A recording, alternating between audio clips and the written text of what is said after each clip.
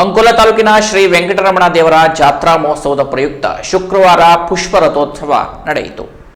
ಜಿಲ್ಲೆಯ ಕಡವಾಡದಿಂದ ಚಂದಾವರ ಸೀಮೆವರೆಗಿನ ಅಸಂಖ್ಯ ಭಕ್ತರನ್ನ ಹೊಂದಿರುವ ಅಂಕೋಲಾ ತಾಲೂಕಿನ ದೊಡ್ಡ ದೇವರೆಂದೇ ಖ್ಯಾತವಾದ ಶ್ರೀ ವೆಂಕಟರಮಣ ದೇವರ ತೇರು ಮಹೋತ್ಸವಕ್ಕೆ ಸಿದ್ಧತೆಗಳು ಏಪ್ರಿಲ್ 6ರ ರಾಮನವಮಿಯಂದು ಆರಂಭಗೊಂಡಿದ್ದು, ಚೈತ್ರಾವಧ್ಯ ಪ್ರತಿಪದ ರವಿವಾರ ಏಪ್ರಿಲ್ 13ರಂದು ಓಕುಳಿ ಆಟದೊಂದಿಗೆ ಸಂಪನ್ನಗೊಳ್ಳಲಿದೆ.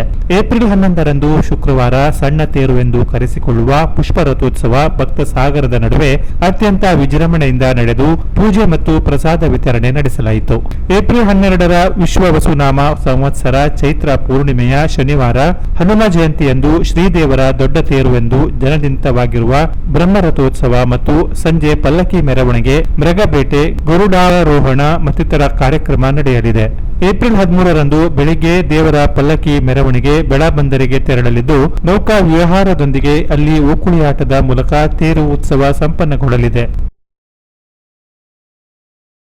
Canara plus news, Ankola.